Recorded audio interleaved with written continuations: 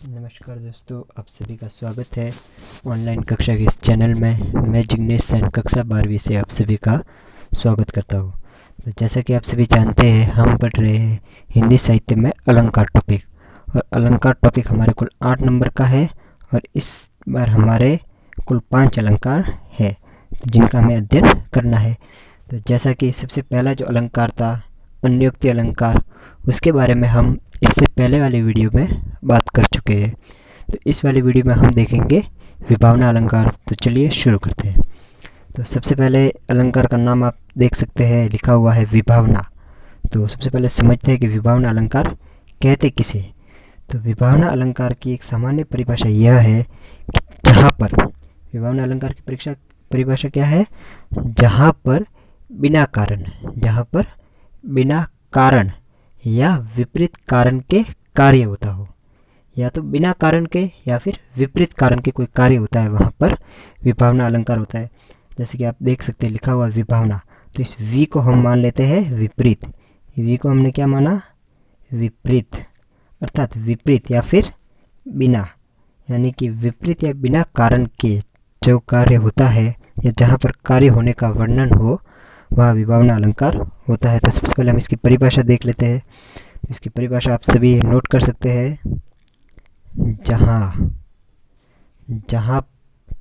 बिना कारण, जहाँ पर बिना कारण या फिर जहाँ पर बिना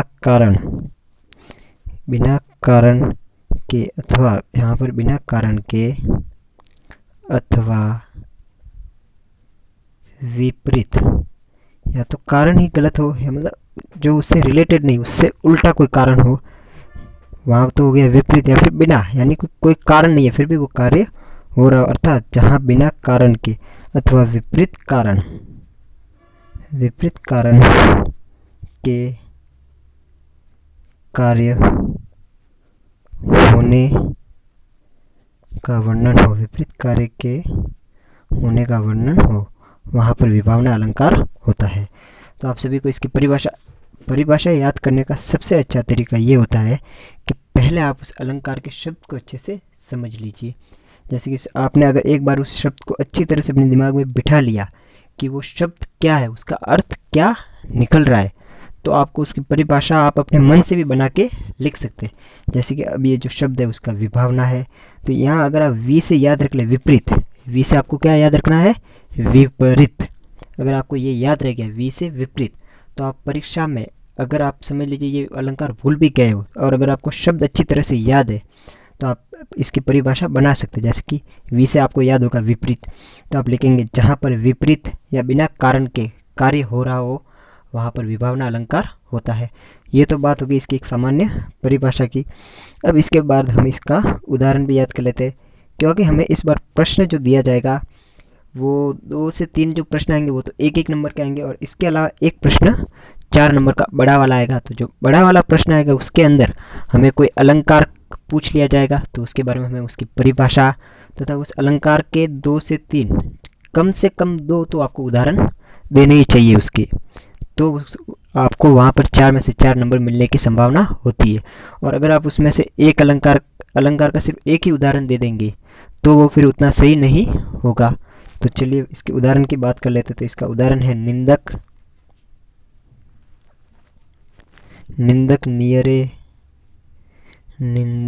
नियरे राखिए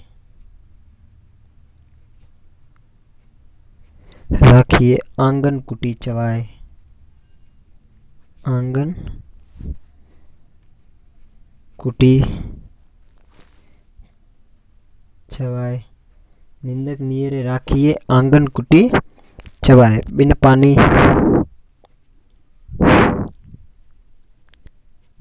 बिन पानी साबुन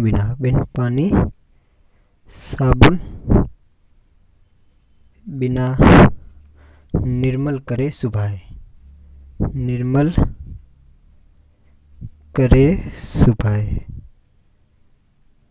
ये हो गया इसका उदाहरण। अब आपको सिर्फ उदाहरण देना ही पर्याप्त नहीं, उस उदाहरण के बारे में आपको वहाँ पर समझाना भी पड़ेगा कि आखिर ये उदाहरण कह क्या रहा है। तो जैसे कि आपको मैं उदाहरण बता देता हूँ। उदाहरण लिखा हुआ है निंदक। निंदक का अर्थ होता है निंदा करने वाला। निंदा करने वाला। तो क्या कहा गया, निंदक नियरे राखिए। नियरे यानी अपने पास रखना। नियरे का अर्थ होता है पास, पास, और राखी का रखना। निंदक, जो निंदा करने वाला व्यक्ति होता है उसे हमेशा अपने पास रखना चाहिए। आंगन कुटी चबा यानी अपने आंगन कुटिया और अपनी साथ हमेशा उसे रखना चाहिए। अब निंदा करने वाले को अपने पास क्यों रखना चाहिए, तो उसके बारे में कवि कहता है कि बिन पानी यानी कि बिना पानी और साबुन बिना यानी कि बिना पानी और बिना साबुन के निर्मल करे सुभाए। वह आपके स्वभाव या आपकी छवि को निर्मल बना देता है।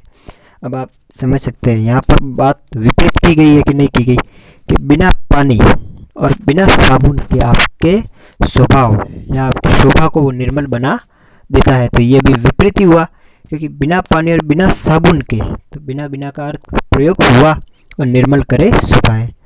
और क्या बात कही कि निंदा करने वाले व्यक्ति को, यानी एक प्रकार से ये भी अर्थ विपरीत ही दे रहा है कि निंदा करने वाले को अपने पास रखना चाहिए, क्योंकि वह बिना पानी और बिना साबुन के आपके स्वभाव को निर्मल या स्वच्छ बना देता है।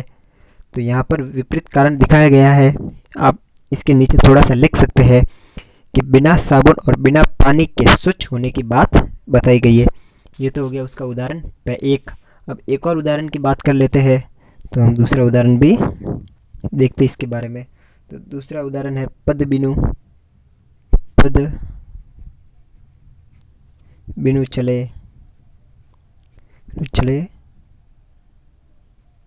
सुने बिनु कान। पद बिनु चले सुने बिनु काना। पद बिनु चले सुने बिनु काना। कर बिनु, कर बिनु कर्म करे विधि नाना। करे विधि नाना।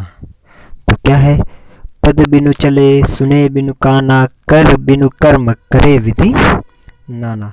तो यहाँ पर जो है वो निराकार ईश्वर, यानी कि जिसका कोई रूप रंग नहीं होता, जिसे हम सिर्फ अनुभव कर सकते हैं, उस निराकार ईश्वर के बारे में वर्णन किया गया है। तो उसके बारे में बताया गया, वह बिना पैरों के चलता है, बिना कानों के सुनने वाला, बिना पद, पद का अर्थ होता है पैर, पद का अर्थ होता है पैर, और सुने यानी सुनना, और बिनु काना यानी कान। तो पद बिनु चले यानी बिना पैरों के चलता है। तो बिना पैरों के विपरीत या बिना आगे आपका, और फिर सुने बिनु काना यानी बिना कानों के सुनता है। करे बिनु कर्म, करे बिनु कर्म करे विधि नाना। अर्थात तो बिना हाथों से काम करता है, बिना हाथों के काम, कर्म यानी काम करता है, अर्थात वो बिना हाथों के काम करता है। तो क्या दिखाया गया है, बिना पैरों के चलता है, बिना कानों के सुनता है और बिना हाथों के काम करता है। तो विभावना अलंकार में एक आप बात ध्यान से देखी होगी कि हमने जो दो उदाहरणों की बात की है उसमें बिन और बिना, बिन और बिनु का शब्द आया हुआ है उदाहरणों में। तो इससे ही स्पष्ट हो जाता है कि ये कौन सा उदाहरण है, विभावना का। V B B, V B B. तो इस प्रकार ये हो गया हमारा विभावना अलंकार। और जो हमारा विभावना अलंकार है वो एक प्रकार का अर्थालंकार है। अर्थालंकार, अर्थालंकार क्या होता है, अर्थालंकार का तात्पर्य है, अर्थालंकार का तात्पर्य है जहाँ पर उसका अर्थ जो होता है, यानी ये जो दोहा है इसका अर्थ शब्द पर न होकर उसके अर्थ पर निर्भर करता है। एक होता है शब्दालंकार और एक होता है अर्थालंकार। तो अर्थालंकार में अर्थ यानी ये दोहा अर्थ पर निर्भर करता है, वो होता है हमारा अर्थालंकार। तो आपको विभावना अलंकार याद हो गया होगा। हमारा अलंकार है विभावना, जहाँ बिना कारण के अथवा विपरीत कारण के कार्य होता है वो विभावना अलंकार हो गया। इसका पहला उदाहरण है निंदक नियरे राखिए, आंगन कुटी चवाए, बिन पानी साबुन बिना निर्मल करे सुभाए। और दूसरा है पद बिनु चले सुने बिनु काना, कर बिनु कर्म करे विधि नाना। तो आपको अगर ये याद करने हैं तो इनका सबसे अच्छा तरीका आप यही है कि आप इन्हें एक पेज पर लिखकर या इन्हें बार बार मन में दोहराते रहिए। जब भी चले, अगर आप समझिए रास्ते में चलते चलते जा रहे तो भी आप इन्हें मन में दोहराते सकते। जैसे पद बिनु चले चले बिन, पद बिनु चले सुने बिनु काना, कर बिनु कर्म करे विधि नाना। एक लय में आप यदि इन्हें गाएंगे तो आपको ये याद हो जाएगा। तो विभावना हो गया। इससे पहले हमने जो याद किया था वो था हमारा अन्योक्ति अलंकार, जहाँ अन्योक्ति यानी अन्य की मैंने बात की थी, यानी जहाँ पर अन्य के द्वारा किसी और का वर्णन कराया जाता है, यानी अप्रस्तुत के द्वारा प्रस्तुत, यानी एक उदाहरण के द्वारा हमें कोई बात समझा दी जाती है। जिसमें हमने देखी थी माली आवत देखी के कलिय न करी पुकार, फूले फूले चुन लिए काली हमारी बार। तो दो अलंकार हमारे हो गया, पहला हुआ हमारे अन्योक्ति और दूसरा हुआ विभावना। तो चलिए फिर मिलेंगे अगले अलंकार के साथ, तब तक धन्यवाद।